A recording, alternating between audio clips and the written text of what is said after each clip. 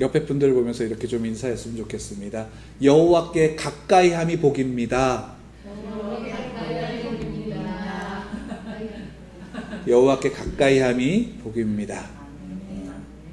여러분 그 연애를 해보셨지요? 예, 안 해보셨다면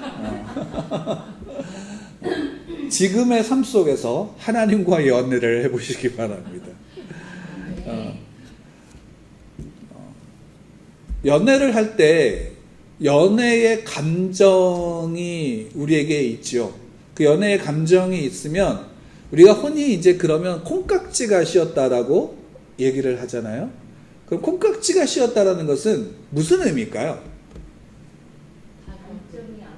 단점이 안 보인다라는 거죠. 그렇죠. 장점조차도 장점으로 더 크게 되고 단점조차도 장점으로 보여지는 은혜죠. 그 은혜가 아니면 제대로 된 연애를 할 수 있을까요? 없을까요? 없죠. 은혜예요. 근데 그때 콩깍지가 씌우고 연애를 하게 되면 어떤 특징이 있냐면 가까이 하는 게 좋은가요? 나쁜가요? 가까이 하는 게 좋죠. 그러니까 어떤 선물을 사주는 것이 좋은 게 아니라 가까이 하는 게 좋은 거죠.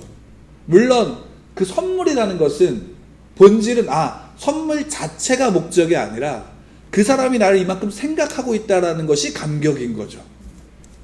요즘에는 그게 좀 왜곡돼서 선물 자체가 목적이 되는 경우도 많지만 어쨌든 그런 거예요. 그러니까 이 사람의 존재가 그 존재가 너무나도 가까이 하는 그 자체가 그냥 좋은 게 연애의 감정이죠.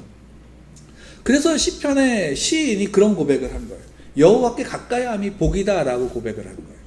저는 이것보다 더 좋은 그 신앙의 고백이 있을까라는 생각. 여호와께 가까이함이 복이다. 그러니까 이게 우리의 삶 가운데 그리스도인 신앙을 가지고 가는 살아가는 사람들 속에서 그리스도인들 안에서 가장 큰 신앙의 고백이 아마 그것일 거예요. 그런데 어느 순간 연애의 감정은 보통 몇 년이라고 얘기하죠? 사랑의 감정이 지속되는 게 1년밖에 못 겪으셨거든요. 보통 한 3년이라고는 얘기하는데 근데 어쨌든 사람이 가지고 있는 감정의 한계가 많이 길어야 1년이라, 죄송합니다. 3년이라는 거죠. 저도 3년이라는 거예요. 그러니까 한계가 있다라는 거죠. 결국 그건 사람이 가진 한계예요. 결국에는 그 사람도 결국은 어때요? 그 어떤 일정한 시간이 지나면 아무리 사랑해서 그 사람을 중심으로 살아간다 할지라도 결국 거기 안에서 내가 요구하는 내 기준을 그 사랑하는 사람에게 들이밀까요? 안 들이밀까요? 들이밀게 되죠. 그걸 들이밀게 돼요. 그리고 그것이 채워지지 않으면 어느 순간부터 뭘 느끼게 돼요? 소위 말하면 갱년기가 찾아오게 되는 거죠. 권태기. 죄송합니다. 요즘에 이렇게 오늘 이렇게 흥분을 했나 봐요. 권태기가 찾아옵니다. 갱년기나 다른 거죠. 죄송합니다. 권태기가 찾아와요. 그러니까 그건 연애를 할 때도 마찬가지고 결혼을 해서도 마찬가지잖아요. 아이를 기를 때도 권태기가 있을까요? 없을까요? 아이를 기를 때도 여러분들 있어요. 아이가 어느 순간 일정한 어떤 모습을 보면 권태기라는 것을 좀 이제 저는 다르게 좀 말씀을 드릴게요. 물론 원래 가지고 있는 의미가 있지만 여기서 제가 지금 말씀드리는 권태기, 아이들에게도 이런 권태기를 얘기하는 거는 아이가 갓 태어났을 때는 그냥 그 존재 그 자체로 좋아요, 안 좋아요? 좋죠. 우는 것도 좋죠. 근데 어느 순간 애가 자라면 그 아이를 누구의 틀에 맞추고자 해요? 내 틀에 맞추고자 하는 거죠. 그리고 그 틀에 맞게 자라면 그 아이가 굉장히 사랑스럽게 느껴지지만 그 틀을 벗어나면 어떻게 돼요? 어느 순간 왼수가 되는 감정을 우리가 경험하게 되지 않아요? 하루에도 몇 번씩 있었잖아요. 왜 이렇게 아닌 것처럼.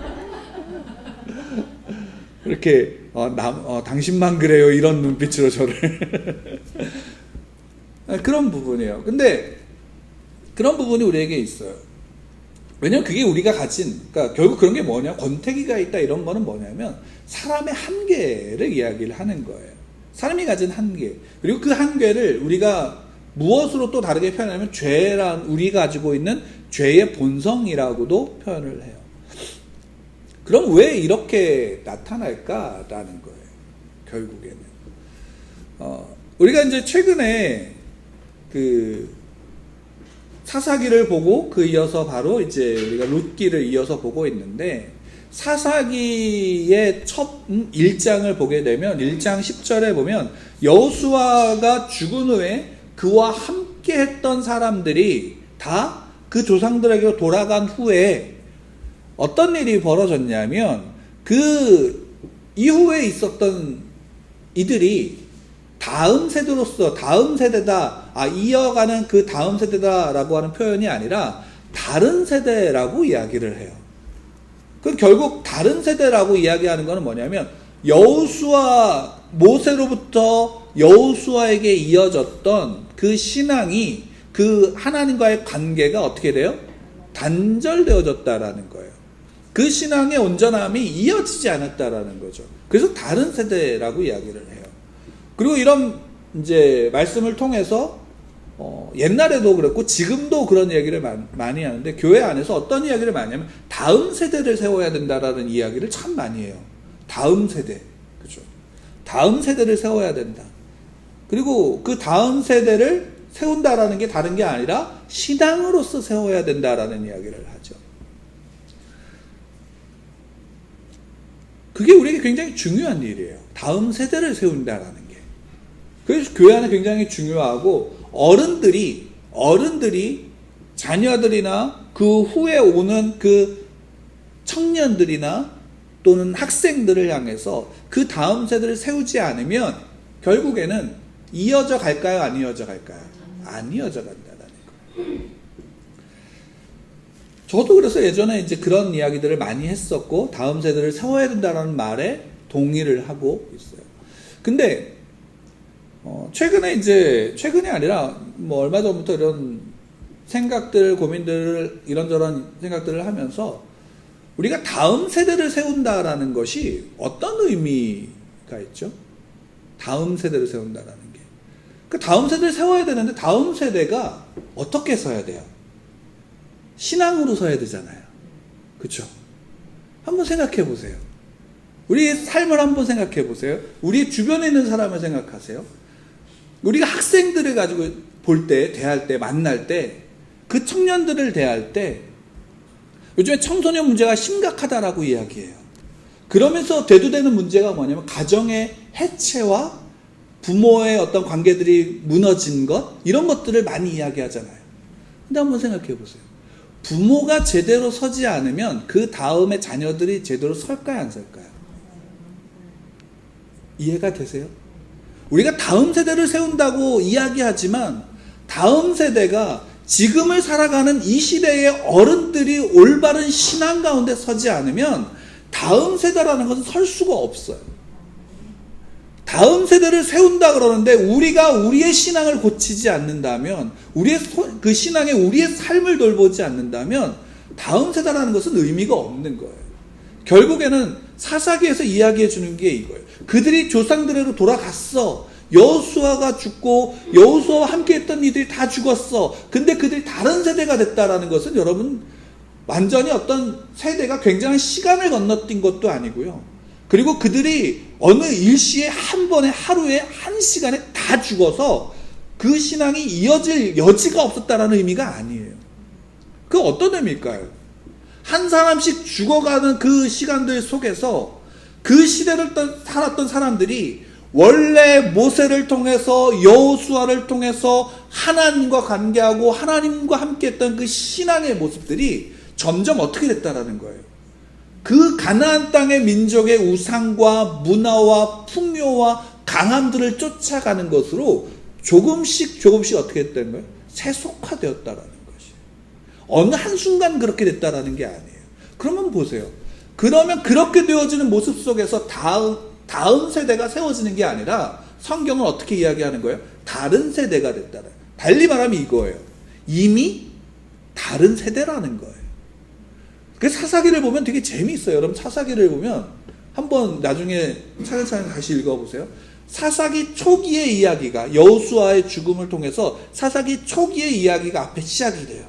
그리고서 온전한 사사의 어떤 대표자로서 이 첫 번째 사사 온니엘을 이야기해요. 그걸 보여줘요. 그리고 점점 사사의 이야기들로 들어가요. 그리고 마지막 사사가 누군지 아세요? 삼손이에요. 그래서 결국 삼손의 모습을 보면 이건 사사인지 아닌지 모르는 거예요. 그러니까 어떻게 돼요? 점점 죄가 다 어떻게 돼요? 커지는 것처럼 보이잖아요. 근데 놀라운 사실은 삼손 이후에 나오는 이야기가 다시 어디로 돌아가냐면 사사기 초기의 이야기로 돌아가요. 그러니까 삼손 이후에 나온 그 사사기의 내용들은 사사기 후반기에 있었던 내용이 아니라 사사기 초기에 있었던 내용이에요. 그러니까 한번 생각해 보세요. 그리고 그 시대에 초기에 어떤 일이 있었냐? 야, 제사장들이 이미 무너졌어. 레위인들, 거룩해야 될 레위인들이 이미 무너졌어. 그리고 토막살인이 나고 동족 간에 베냐민 지파를 아예 싹 쓸어버리는 사건이 언제 있었냐? 후기, 말기에 있었던 게 아니라 초기에 있었다는 거예요. 그럼 이 얘기는 결국 사사기에서 이걸 얘기하는 거예요. 이미 초기 때부터 어떻게 됐어요? 다 무너졌다. 그러니 그 시대를 살아갔던 모든 사람들은 다 어떤 시대야? 다른 세대야 라는 거예요. 그러니 아무리 우리가 온전하지 못한 상태에서 다음 세대를 이야기한다면 다음 세대라는 건 존재할 수가 없는 거예요. 내가 온전히 서야지. 달리 얘기하면 내가 온전히 서기 위해서 그 신앙을 지키고자 몸부림을 치고 그 순전함 가운데 설 때에 다음 세대가 설 수 있다라는 거예요. 룻기의 이야기도 시작이 언제예요? 룻기의 이야기의 배경도 사사기 초기예요. 근데 초기에 어떤 일이 일어났어요? 엘리멜렉이라고 하는 하나님이 왕이다라고 고백하는 사람이 어떻게 됐어요?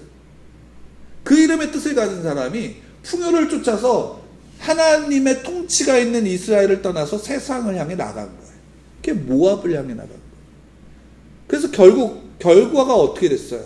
우리에게 보여줘요. 하나님의 백성이 하나님을 떠나면 그로 인해 남는 것은 모든 것을 잃어버리는 것밖에 없다라는 것을 보여주는 거예요. 그래서 나오미가 고백하는 거예요. 나는 하나님 앞에 저주받았다라고 얘기해요. 왜? 다 잃어버렸어. 다 없어졌어. 내가 풍요롭게 나갔는데 다 잃어버리고 돌아왔어 라고 이야기하는 거예요. 근데 룻기에서 하나님께서 우리에게 보여주신 게 뭐냐면 이거예요. 그런 사사시대에 그래 모든 처음부터 이미 타락의 정점을 찍은 그 시대에 어떻게 해요? 오히려 믿음이 없던 이방의 여인의 믿음을 통해서 하나님이 그 여인이 하나님의 앞에 나와서 믿음을 가지고 말씀에 순종하며 나갈 때 바로 그 여인을 통해서 하나님이 다음 세대를 세우신다라는 내용이에요. 그 내용이 룻기에서 우리에게 보여주는 거예요. 그러니까 달리 얘기하면 이거예요. 여러분 우리가 다음 세대를 세울 수 있을 것 같으세요? 못 세워요. 교육적으로 어떤 표어로서 다음 세대를 세웁시다. 그리고 그런 준비를 합시다. 교육을 합시다라는 건 얼마든지 우리가 할 수 있고요. 그런 이야기를 할 수 있어요. 근데 다음 세대를 온전히 세울 수 있는 능력을 가진 우리는 존재하지 않아요. 왜? 우리는 완전하지 않기 때문에. 결국 룻기에서 이야기하는 건 뭐예요? 룻이 그 말씀을 믿음으로 나아갔고 그 믿음으로 말미암아 살았을 때에 하나님은 그 여인의 작은 발걸음 속에서 어떤 거예요? 하나님의 뜻을 세움으로 그 다음 세대를 이어가신다라는 거예요. 그리고 그 속에서 중요한 게 뭐예요? 룻의 모습이 우리의 모습이어야 한다라는 거예요. 여러분 룻기를 이렇게 가만히 한 번 더 읽어보시면 룻이 어떤 대단한 신앙의 어떤 뭔가를 내세운 게 아니에요. 가장 아름다운 고백은 어머니의 하나님이 나의 하나님이 되고 어머니의 백성이 나의 백성이 됩니다 라고 고백해서 내가 어머니와 함께 가겠습니다 라는 고백을 통해서 나오미와 함께 이스라엘 땅으로 들어가서 룻이 한 건 이거예요. 이 기업 속에서 남편의 이름을 읽기 위해서 기업물을 자 앞에 또 그것을 이루어 가신 하나님 앞에 자신이 할 일들을 해나가는 거예요. 그래서 자신이 먼저 할 일이 뭐예요? 나가서 이삭 줍는 거예요. 그 안에서 무시를 당하고 그 안에서 조롱을 당하고 그 안에서 폭력을 당하더라도 나는 어머니를 먹여 살리기 위해서 그곳으로 나가서 그곳에서 이삭을 줍고 그것을 말미암아 어머니를 봉양하기 위해 나간 거예요.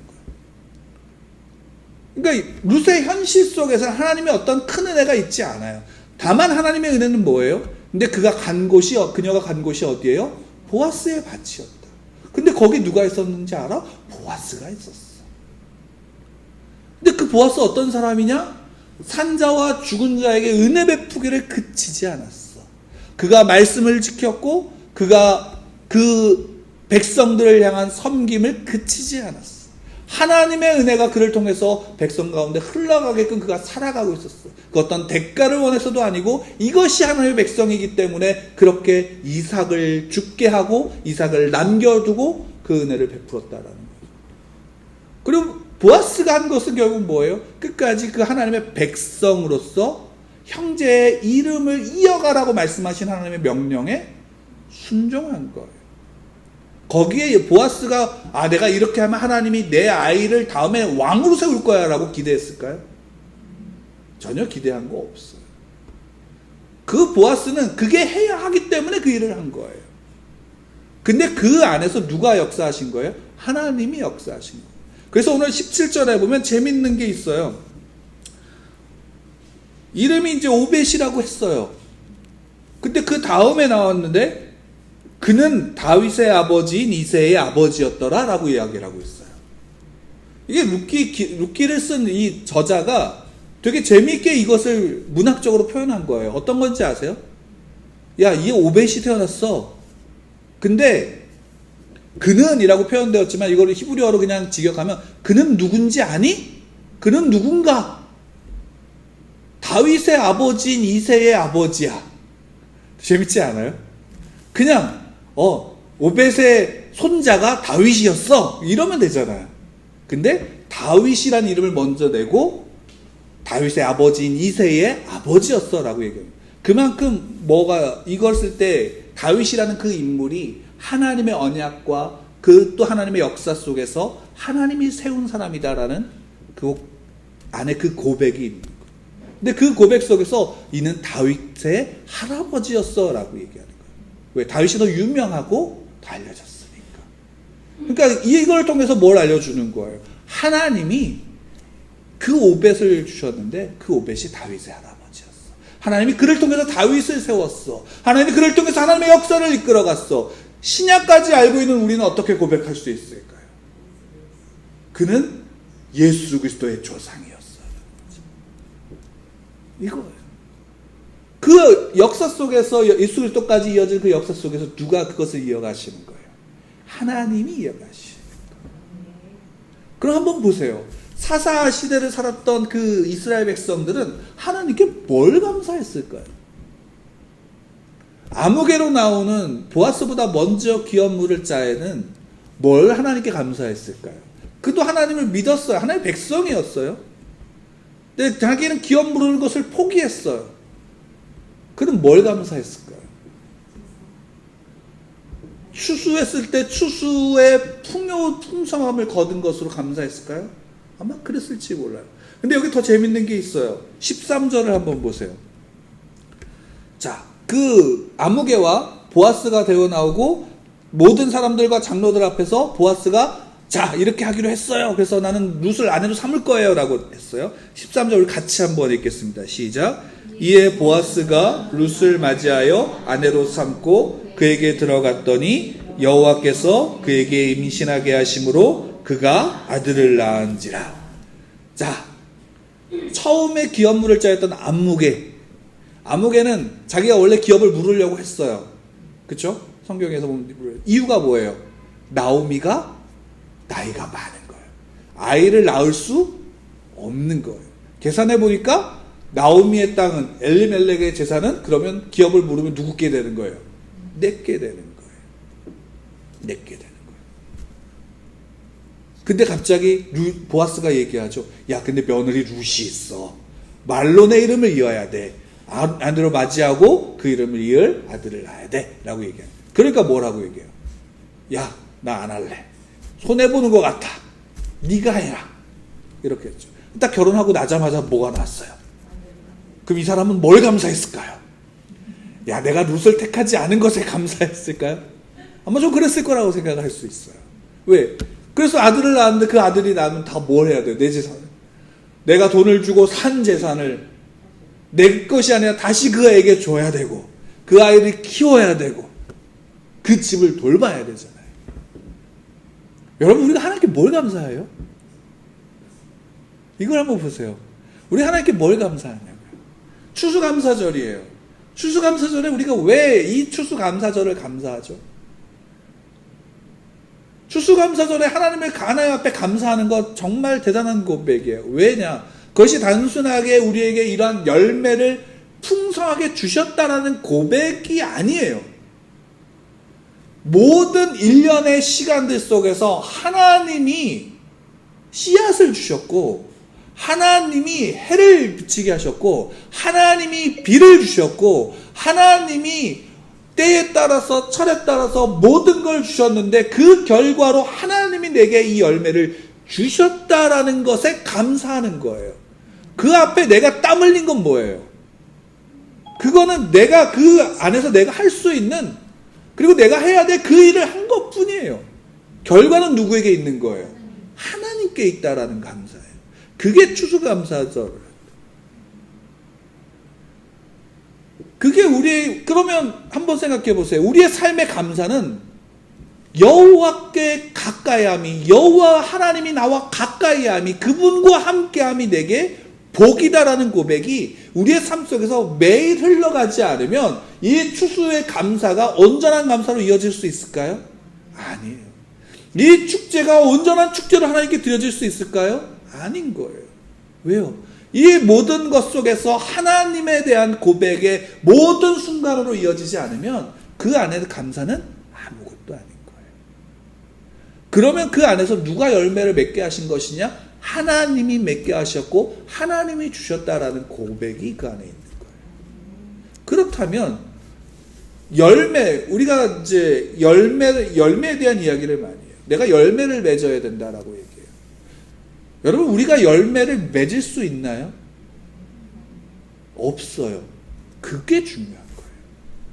내가 아무리 열심히 하고 어떤 것을 한다 해서 내가 내 힘으로 내 의지로 어떤 열매를 맺는 게 아니라는 사실이에요.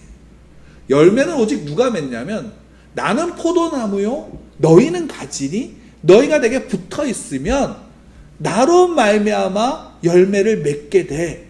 근데 영광과 은혜와 축복이 뭐냐면 접붙임 받은 그 가지에 열매를 맺게 해주신 게 감사한 거예요. 근데 우리의 착각은 뭐냐면 그 열매가 내 것이라고 여겨요. 자녀를 내 것이라고 여기니까 자녀를 누구 마음대로 해야 돼요? 내 마음대로 해야 돼요. 다음 세대를 세워야 되는데 누구 입맛에 맞는 다음 세대를 세우는 거예요? 내 입맛에 맞는 다음 세대잖아요. 그러면 결국 다른 세대밖에 되지 않아요. 한 가지 더 말씀드릴까요? 여러분, 사사기에서 왜 앞뒤에서 초기의 사건을 기록하고 있느냐? 여러분, 한 가지 질문을 드릴게요. 여러분, 세상이 시간이 지나면 점점 악해지고 있나요? 세상이 점점 시간이 지나면서 문화가 발달하면서 점점 악해지고 있나요? 어떻게 생각하세요? 성경에서 본다면 이거예요. 원래 이미 악한 거예요. 여러분, 왜 노아 때에 홍수가 일어났을까요? 이미 죄가 관영했어요. 이미 죄가 가득한 거예요. 죄로 가득한 인간의 무리가 있으니까 어떻게 돼요? 이미 죄가 가득한 세상이에요. 지금 우리가 정말 학을 띠는 모든 죄가 그때도 이미 있었던 죄들이에요. 그리고 그 죄가 지금도 있는 거고 앞으로도 있는 거고 오히려 그 죄가 어떻게 돼요? 우리 안에서 더 당연한 것처럼 여겨지는 모습으로 나아갈 뿐인 거예요. 문제가 뭘까요? 문제가 우리의 착각은 이거예요. 세상의 죄가 더 악해지고 있다라는 거예요. 아니요, 이미 악할 대로 악한 거고요. 그것을 우리가 어떻게 느끼는 건지 아세요? 오히려 내가 죄가 없다고 깨끗하다고 여기는 거예요. 그러니까 그 죄에 대해서 놀라는 거죠. 물론 기술이 발달하니까 어떤 죄가 드러나요? 이전에 보지 못했던 죄의 모습이 드러나는 것일 뿐이에요. 그렇잖아요. 이미 죄로 인해 가득하고 이미 죄로 가득한 세상 속에 우리는 살아가는 거예요. 이미 앞으로 더 죄가 커질 거야가 아니에요. 이미 커질 대로 커진 죄 속에서 우리는 살아가는 거예요. 그러니까 예수님이 이 땅에 오셔서 우리를 구원하신 은혜가 큰 거예요. 한번 생각해보면 더 죄가 커진다라고 생각하면 언제 구원하시는 게 더 큰 은혜예요? 더 끝에 가서 구원받는 게 더 큰 은혜 아니에요? 그때 오셨어야죠. 그러면 이미 세상의 죄가 관영하고 세상이 이미 죄로 가득한 곳, 그 세상 속에 우리가 있다라는 것이. 그러니 이미 우리는 어떤 거예요? 온전하게 이 신앙으로 말미암아 서지 않으면 다음 세대가 아니라 다른 세대의 존재가 바로 나라는 거예요. 그러니 우리가 그 속에서 다시금 다음 세대를 세울 수 있게 되려면 어떻게 해야 돼요? 내가 하나님 앞에서 하나님의 말씀을 붙잡지 않으면, 그 하나님으로 붙잡은 그 신앙으로 온전히 서려고 몸부림치지 않으면 우리에게 어떤 소망이 우리 자신에겐 없다라는 거예요. 그러니 누구로 말미암아요? 하나님으로 말미암아 나가는 거예요. 예수 그리스도로 말미암아 나가는 거예요. 이것이 하나님께서 우리에게 주신 은혜인 거죠. 여기에서 우리가 한 가지 물어봐야 되는 게 있어요. 여러분, 어떤 거냐면 이거예요. 우리의 삶의 문제가 어떤 것인가요, 여러분? 우리가 살아갈 때 내 삶에서 이건 문제야 라고 이야기하는 문제가 어떤 것이 있나요? 어떤 것이 우리의 삶에 문제가 되나요? 돈이 없는 거 문제가 되나요? 문제가 되죠. 돈이 없으면, 당장 요즘 같은 시대는 돈이 없으면 살기 힘들죠. 건강이 문제가 되나요? 그렇죠? 문제가 되죠. 건강은 문제가 돼요. 사람이 문제가 되나요? 되죠? 사람과의 관계가 문제가 돼요. 사람과의 관계가 무너지면 우리의 마음에 분노로밖에 가득 차지 않아요. 상처와. 그 또 뭐가 있을까요? 환경이 문제가 되나요? 자연의 환경들? 문제가 되죠. 지금 오염이라서 우리가 또 바이러스나 이런 환경적인 것들이 우리의 마스크 쓰고 살아갈 수밖에 없는 그런 모습이에요. 그렇죠. 그 여러 가지 문제들이 있어요.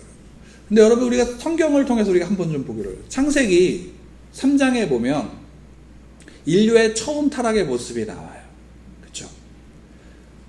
그리고 하나님께서 에덴 동산의 중앙에 선악과를 심으시고 아담에게 말씀하시지, 너 이거 다 먹어도 돼. 너 자유롭게 먹고 너 즐겁게 지내. 대신 저기 있는 선악을 알게 하는 나무의 열매는 먹지 마 라고 하나님이 말씀하셨죠. 그게 처음 아담과 하나님이 처음 맺은 언약이에요. 약속이에요. 계약이죠. 근데 사탄이 하와에게 와서 뭘 먹으라 그래요? 선악을 알게 하는 나무의 열매를 보게 하죠. 하나님은 어떻게 했어요? 저거 먹으면 다 정령 죽어. 근데 뱀은 뭐라고 얘기해요? 저거 봐. 저거 먹어도 안 죽어. 그러니까 하와가 어떻게 되면 선악과를 알게 하는 나무의 열매를 보니까 먹음직도 하고 보암직도 하고 지혜롭게 할 만큼 탐스럽기도 한지라라고 얘기를 해요. 그리고 나서 그것을 따먹죠. 그리고 자기와 함께한 남편에게도 주죠. 그리고 나서 나타난 결과가 뭔가요? 여러분, 그 선악과를 먹은 결과가 서로의 불신과 이런 게 아니에요. 딱 하나예요. 선악과로 먹음으로 나타난 결과는 하나님과의 관계가 끊어짐이에요. 그리고 하나님과의 관계가 끊어지면 뭐냐? 뭔지 아세요? 내가 하나님의 위치로 올라간 거예요. 뱀의 말이 그거거든요. 너가 저거를 먹으면 하나님과 같이 될 수 있어.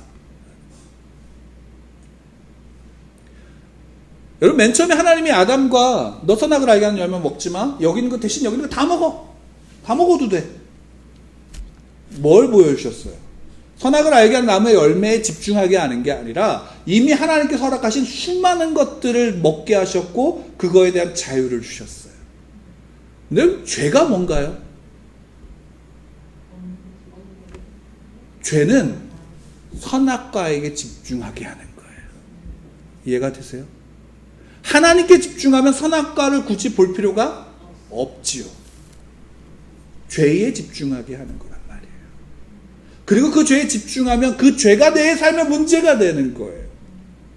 그러니 무엇을 추구해요? 돈을 추구하는 거예요. 힘을 추구하는 거예요. 그 시대를 살고 있는 사람들이 가장 필요한 것이 무엇인지 그것에 집중하게 하고 그것이 없는 것이 문제가 되게 하고 그것이 없으면 소위 말한다면 복을 받지 못하고 저주받은 자로서 살아가게끔 만들어버리는 거예요.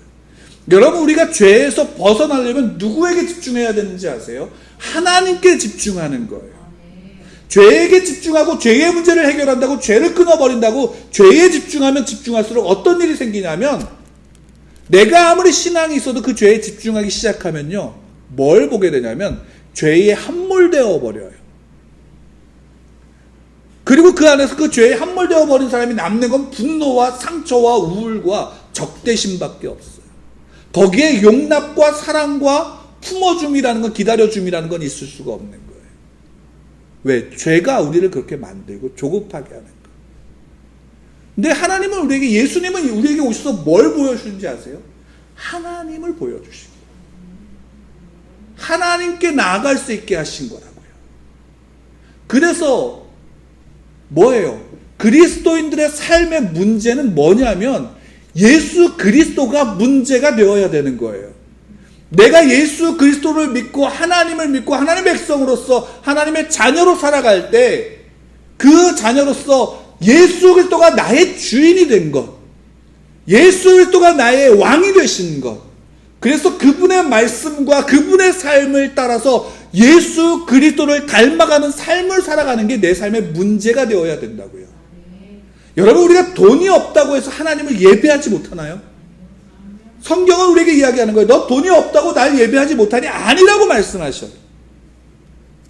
돈 없는 자나 과부나 고아나 나그네나 의지할 것 없는 그도 내게 와서 먹고 내게 와서 위로를 얻을 수 있도록 이삭을 남겨놔. 그들의 땅에 떨어진 것은 줍지 마. 가난하게 돼서 어떤 문제를 해서 가난하게 되었어? 그 땅을 다시 돌려줘. 이게 하나님의 법이에요. 그리고 그 법은 누구를 통해서? 하나님의 백성을 통해서 흘러가게끔 하시는 거예요.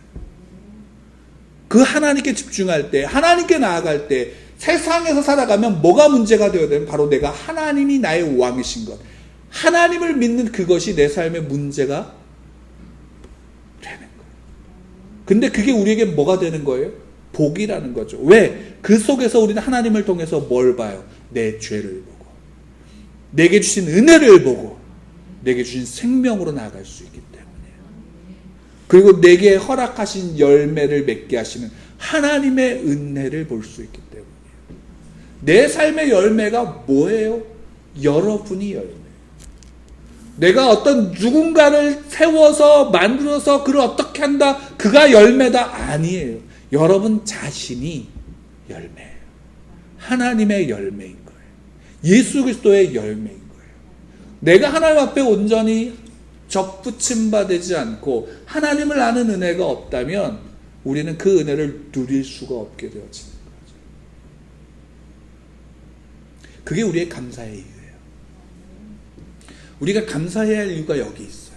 그 하나님이 내게 오셔서 그 하나님이 나를 위해서 죽으셨다는 것, 그리고 그 하나님이 나를 위해서 부활하심으로 죽음이 끝이 아니다라는 사실을 선언하시는 것. 죽음이 너를 죽일 수 없어. 넌 더 이상 죽음의 노예가 아니야. 넌 사단의 쇠사슬로부터 끊어진 존재야 라고. 그래서 복음이 우리에게 자유를 주는 거예요. 여러분들의 삶을 한번 보세요. 여러분들의 입술과 여러분들의 마음과 속에 뭐만 남겨져 있나요? 분노와 악과 원망과 억울함밖에 없나요? 그러면 우리의 입술에서 뭐만 나올까요? 그것밖에 나오지 않아요. 그러면 그것밖에 없는 사람의 모습을 통해서 그 자녀와 그 주위에 있는 사람들은 뭘 볼까요? 그것에 물들 수밖에 없는 거예요. 근데 그게 세상에선 당연한 거예요. 근데 하나님을 믿는 사람으로서는 어때요? 그 모습 속에 있던 나의 모습을 한꺼풀씩 벗겨내는 거예요. 그리고 그 속에서 누구를 보고 누구를 의지해요? 여호와 하나님께 가까이함이 복인 그 은혜 앞으로 나아가는 거죠. 그러면 하나님께서 그 속에서 역사를 세워가시는 거예요. 여러분들을 통해서. 여기 보면 18절부터 그 족보가 나와요. 족보가. 여러분 베레스가 누구냐면 유다의 아들이에요. 근데 누구로부터 낳은 아들이냐면 다말을 통해서 낳은 아들이에요. 며느리를 통해서. 유다가 그 대를 이어가는 걸 끊어버렸어요. 자기의 오만과 죄로 인해서 끊었어요.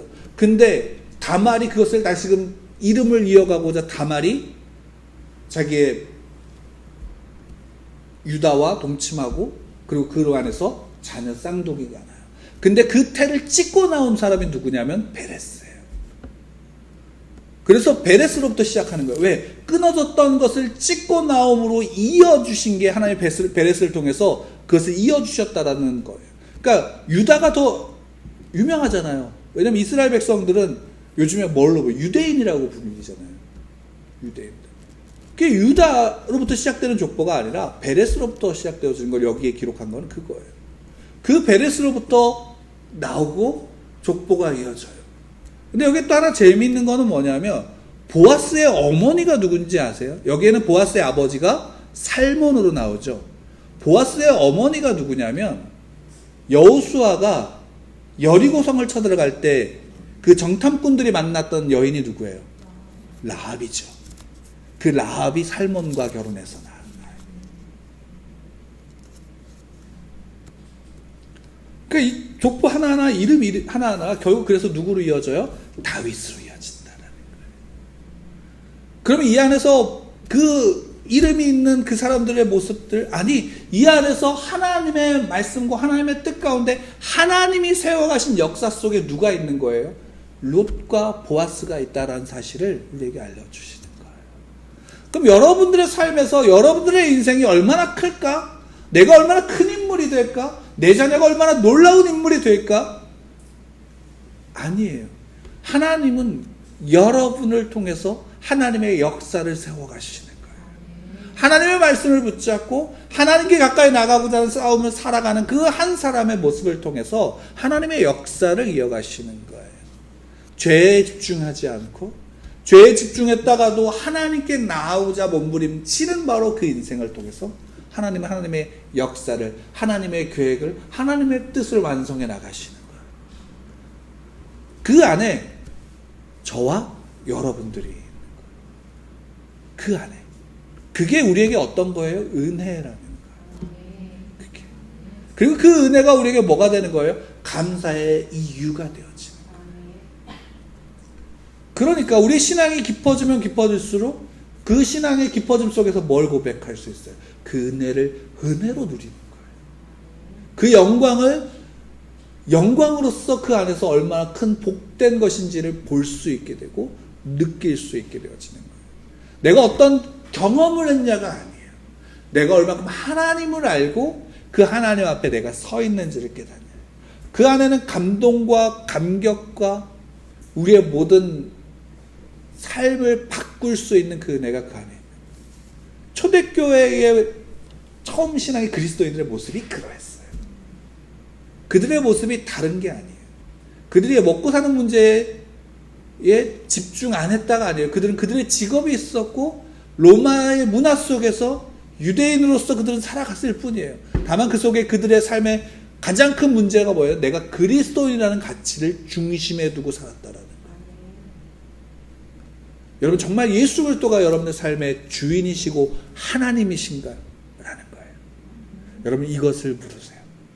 내 삶에 예수 그리스도가 중심이고 예수 그리스도가 나의 삶의 왕이시며 하나님이신가? 그러면 당연히 그분의 말씀과 그분의 모습을 우리가 닮아가는 길로 나가는 거죠. 그럴 때 우리의 삶이 복된 자리로 나가는 거예요. 그 과정이 좀 힘들 수는 있어요. 힘들다라는 건 뭔지 아냐면 다른 게 아니에요. 세상에서 다른 사람들이 다 가는 거, 이게 맞아라고 얘기하는 그것에 내가 따라가지 않고 하나님께 다시금 묻고 하나님이 말하시는 것이 무엇인지 예수님께서 사셨던 그 모습 속에서 그 모습을 닮아가고자 내딛는 걸음들, 그게 어려운 거지. 내가 무엇을 했고 내가 무엇을 안 했고 이런 차원이 아니라 하나님께 집중하세요. 연인이 내가 사랑하는 사람에게 집중할 때 그 삶이 풍요로워지잖아요.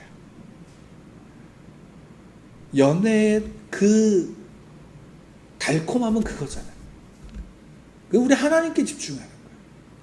우리의 신앙의 달콤함은 거기 있어요. 하나님께 집중해야 돼요. 죄가 아니라 하나님께 집중하세요. 하나님을 보세요. 하나님이 어떤 분인지를 보세요. 그 하나님이 내 안에 나와 함께 하신다라는 거. 그리고 내가 하나님을 만들지 마세요. 내 하나님은 이런 분이야라고 좁히지 마세요. 그것으로만 있다면 우리는 하나님을 우상으로 만들어버리는 죄에 포함하는 거예요. 하나님이 여러분들과 함께 하십니다. 하나님이 여러분들 삶 속에 함께 하시고요. 여러분들의 손을 붙잡으시고요. 여러분들 이끌어 가십니다. 성경이 우리에게 그것을 이야기해 주고 있습니다. 그리고 그것이 우리의 역사이다라는 사실을 하나님이 이끌어 가신, 하나님이 붙잡으시는 역사다라는 사실을 우리에게 말씀해 주시는 겁니다. 무엇이 문제인가요? 예수 그리스도. 그분이 내 삶의 목적이기에 문제가 되고 이유이기에 문제가 되고 내 삶의 가장 중요한 가치이기에 문제가 되고 그것이 그리스도인입니다. 그것이 그리스도인의 모습입니다. 그 안에서 예수 그리스도가 주신 그 말씀을 붙잡고 그분으로 말미암아 살아가는 그리스도인이 되시기를, 성도가 되시기를 간절히 축복합니다.